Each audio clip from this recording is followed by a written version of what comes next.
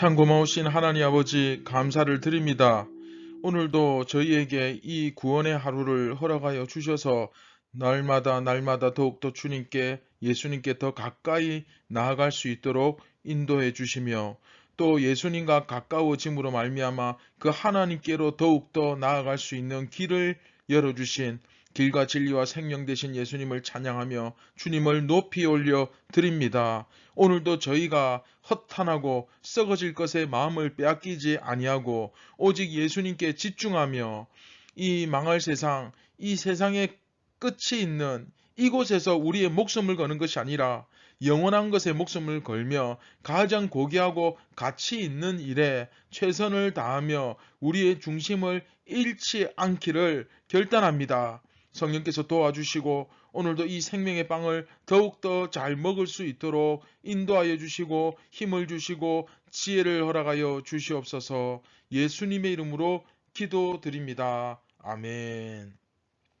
안녕하십니까. 선한제자교회 성도 여러분, 2022년 10월 5일 수요일 아침이 밝아오고 있습니다.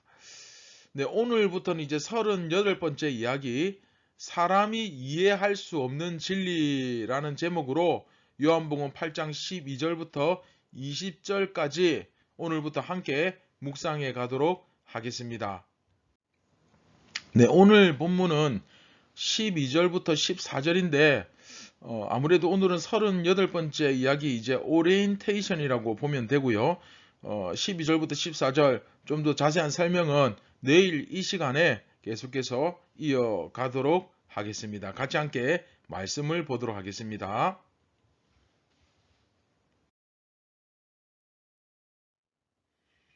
예수께서 또 말씀하여 이르시되 나는 세상의 빛이니 나를 따르는 자는 어둠에 다니지 아니하고 생명의 빛을 얻으리라. 바리새인들이 이르되 네가 너를 위하여 증언하니 내 증언은 참되지 아니하도다. 예수께서 대답하여 이르시되 내가 나를 위하여 증언하여도 내 증언이 참되니 나는 내가 어디서 오며 어디로 가는 것을 알거니와 너희는 내가 어디서 오며 어디로 가는 것을 알지 못하느니라. 아멘.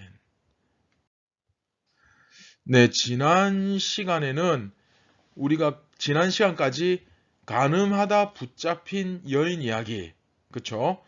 즉, 이 전체 문맥과 7장, 8장 문맥과 떨어진 이야기라서 잠깐 이제 우리가 쉬어가는 셈이었고, 이제 오늘부터는 다시 요한복음 7장과 8장, 자, 요한복음 7장, 8장 하면 이제 여러분 머릿속에 자동으로 떠올라야 됩니다. 무려 이걸 거의 보름 가까이 했는데, 그쵸? 초막절을 배경으로 하는 예수님께서 말세에 행하실 일을 상징적으로 보여주는 그 본문의 문맥, 그렇죠? 거의 이 지금 문맥을 우리가 한 달 가까이 하고 있잖아요. 다시 초막절을 배경으로 해서 예수님께서 말세에 행하실 일들을 그 상징적으로 보여주시는 그 7장, 8장의 그 문맥으로 다시 돌아왔습니다. 지난 시간에 초막절 마지막 날에, 그쵸? 초막절 마지막 날에 어떤 행사가 있었습니까? 실로암 못에서 물을 길어다가 그 제단에 물을 붓는 의식이 있었다는 것을 설명드렸는데 여러분 다 기억하시죠? 그렇죠? 그 물을 붓는 의식이 어떤 의식인지 그 생명수 강물의 근원이신 예수 그리스도, 그리고 그 강물을 흘려보내는 교회, 자, 이런 것들이 머리에 자동적으로 이제 딱딱 떠올라야 되겠죠. 그래서 이제 그것을 우리가 배웠는데, 자, 행사가 하나 더 있습니다. 초막절 행사. 자, 그런가 하면 또 한 가지, 초막절에는 그 내도록 밤이 되면은 그 등대가 있어가지고 그 7 촛대 기억나시죠? 우리 레위기 할 때 배웠죠? 뭐 그런 걸 이렇게 떠올리시면 됩니다. 그 안에 등대가 있어가지고 거기에 불을 밝히고 있었다고 합니다. 그리고 매일 밤마다 사람들이 횃불을 들고 와서 막 노래도 부르고 춤도 추고 그렇게 하면서 하나님을 찬양하고 높이고 뭐 우리로 따지면 막 율동도 하고 그러면서 행사가 아주 크게 이어졌다고 합니다. 그런데 그렇게 사람들이 횃불을 들고 또 금등대에다가 불을 밝히고 막 춤을 추고 노래를 부르고 막 이렇게 하는 이유는 뭐겠습니까? 그렇죠? 광야에서 이스라엘을 이끄실 때 하나님께서 어떻게 이끄셨습니까? 그 떠는 추위와 그 고독한 광야에서 그 여호와 하나님의 그 불기둥이, 그렇죠? 그 영광 가운데 그 불기둥이 그들을 이끄셨잖아요. 그들과 함께 했잖아요. 그 하나님을 기념하는 의식인 거죠. 이해되시죠?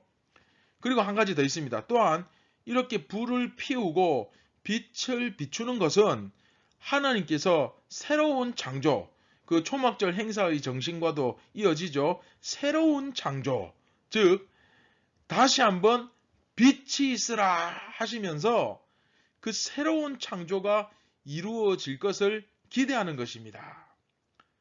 아마 이제 이것이 예수님께서 재림하실 때 이제 우리가 그 주님의 품에 안길 때 이제 그런 역사가 일어나겠죠.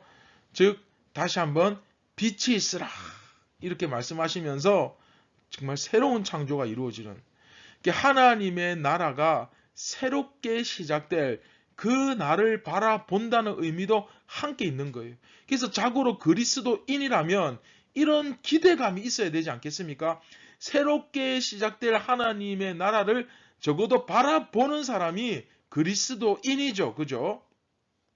자, 그런데 요한복음 8장에서는 예수님께서 자신을 빛이다 라고 표현을 하시면서 하나님의 아들 되심을 굉장히 노골적으로 아예 대놓고 드러내고 계십니다. 내가 하나님의 아들이다.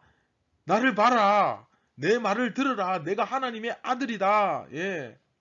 예수님께서는 그 초막절 의식, 그 빛의 의식, 그것을 이용하셔서 사실은 그래, 그 초막절에 너희가 지금까지 수천 년 동안 해왔던 그 행사, 그 의식, 내가 바로 세상을 비추는 빛이다 라고 말씀을 노골적으로 하시면서 8장 내내 자기 자신이 하나님의 아들이시다. 바로 내가 하나님의 아들이다. 라는 사실을 굉장히 강조합니다.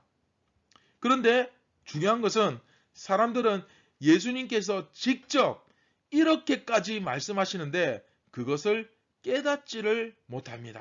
예. 이것도 우리가 좀 잘 생각해 봐야 됩니다. 예수님께서 그들에게 빛으로 비추어 주셨지만 불기둥의 실체가 이 가운데 나타나셨지만 그들은 그 빛을 인식하지 못하고 있었다는 거죠. 그걸 요한복음 오늘 본문 이야기에서 가르쳐주고 있습니다. 앞에서 우리가 배웠죠. 생명수의 근원이신 예수 그리스도의 모습이 나타났을 때 사람들이 이렇게 둘로 쫙 나뉘는 수근수근거리고 다투는 그런 모습을 볼 수 있었는데 이번에는 빛으로 나타나실 때에는 어떻게 됩니까? 사람들이 모두 어두워지는 모습을 볼 수가 있습니다. 하나님의 진리가 빛이 나타났는데 어두워지는 하나님의 진리가 생명수의 근원이신 생명수 강물이 흘러넘치는데 그 가운데서 수근거리고 있고 그 가운데서 서로 둘로 나뉘고 싸우고 있는 그렇죠.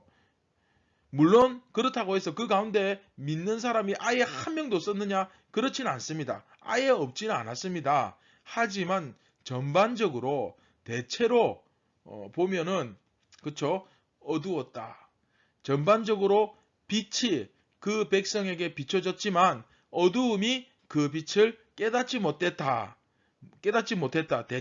대체적으로 그쵸? 그 사실을 여기서 그대로 보여주고 있습니다. 드러나고 있죠.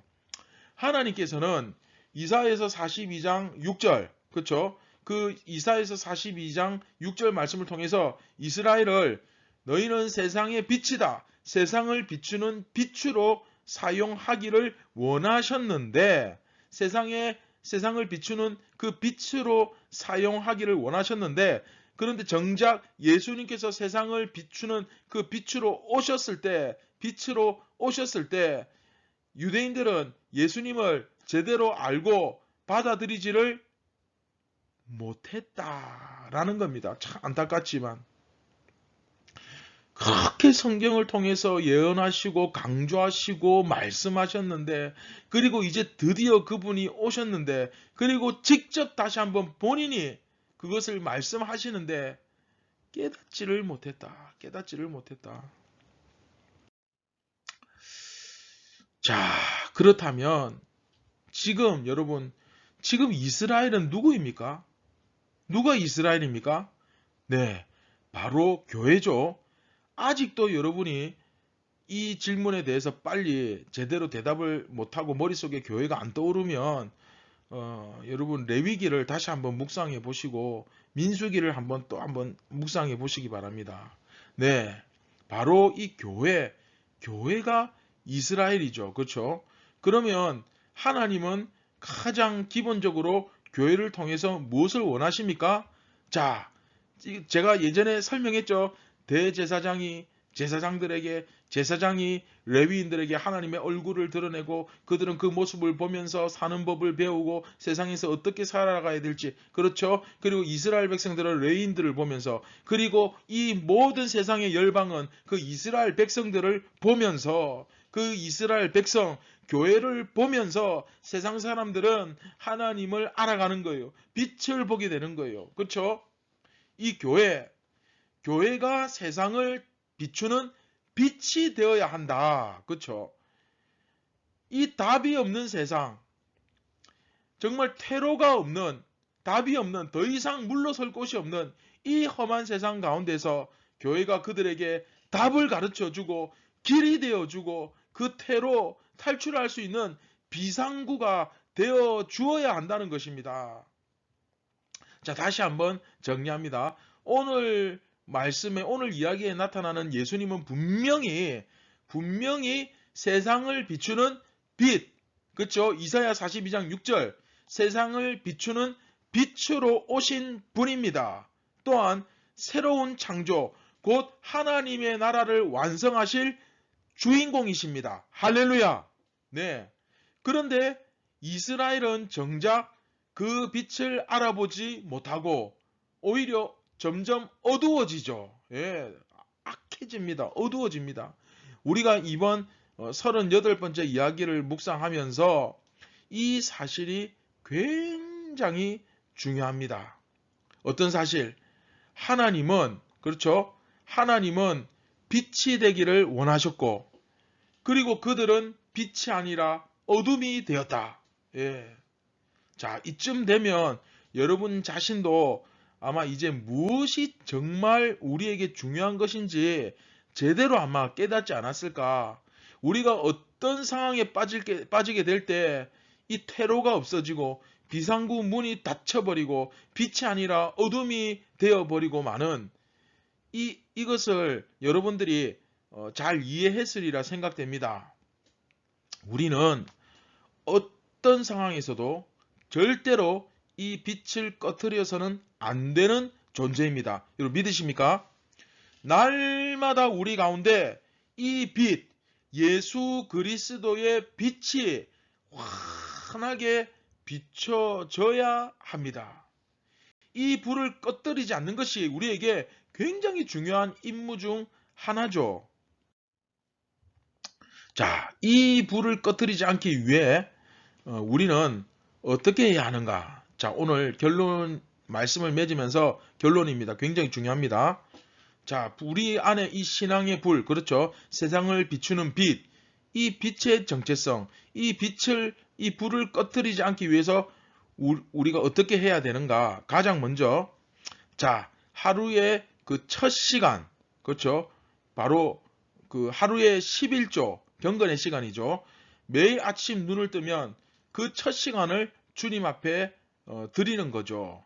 다시 말하면 내 삶의 경건, 그 경건을 통하여 날마다 주님과 동행하고, 그런가 하면 둘째, 양육과 훈련을 통해서 반드시 양육과 훈련이 그 수반되어야 됩니다.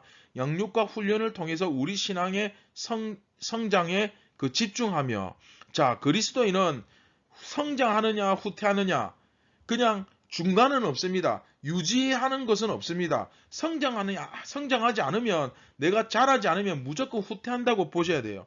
그래서 우리는 늘 훈련하고 늘 양육을 받고 돌봄을 받고, 그러면서 우리가 훈련하면서 어느 정도 자라가면 또 누군가를 우리가 훈련시키고 그들을 돌보고 양육하고, 그렇죠? 이런 우리 신앙 성장에 집중해야 됩니다. 그리고 셋째, 마지막으로 이 경건한 공동체 안에서 교제가 일어나요. 이 교제를 통해서 내 신앙이 완고한 신앙적 매너리즘에 빠지지 않도록 하는 이 굉장히 중요한 예방약입니다.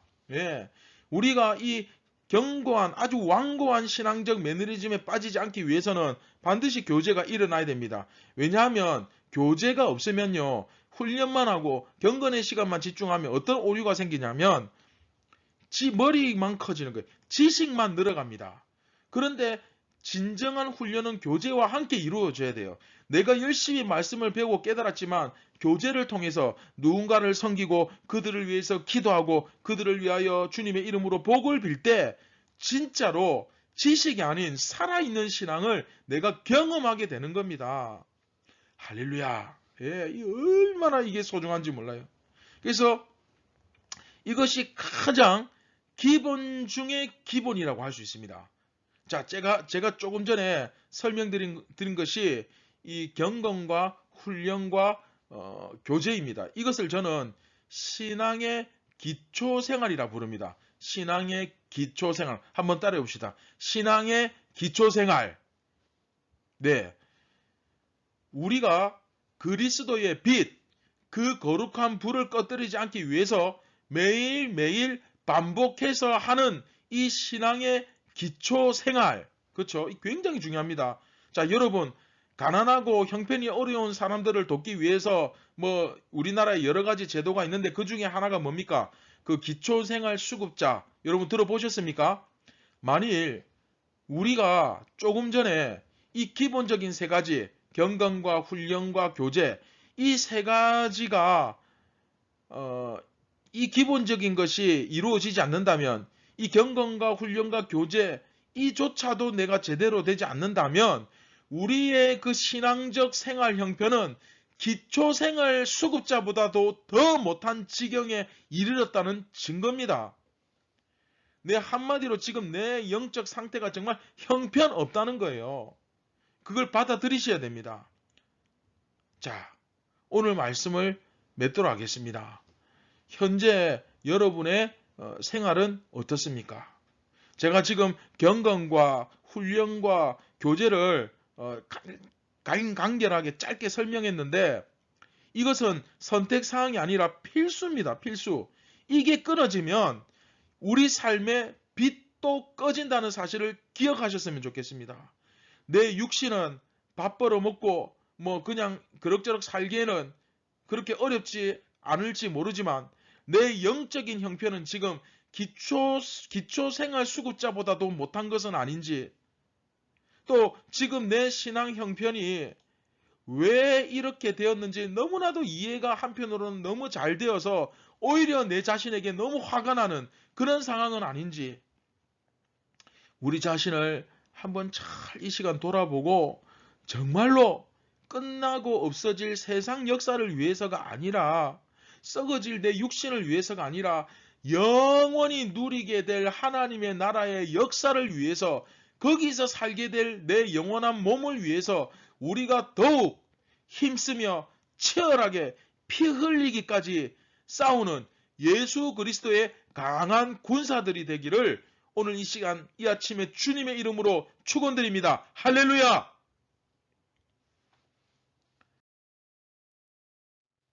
네, 우리 함께 말씀을 기억하며 기도하겠습니다. 같이 기도할 때에 정말 이 말씀이 내 감정과 느낌이 아니라 바로 이 진리가 여러분들의 정신과 마음과 의식을, 이 하루를 지배하는 역사가 일어나기를 축복합니다. 같이 기도하겠습니다. 하나님 아버지, 오늘도 저희에게 생명의 빵을 먹여 주셔서 저희가 생명수 강물을 흘려보내는 역할, 또 이 세상의 빛의 역할을 더 잘 감당할 수 있도록 도와주시옵소서.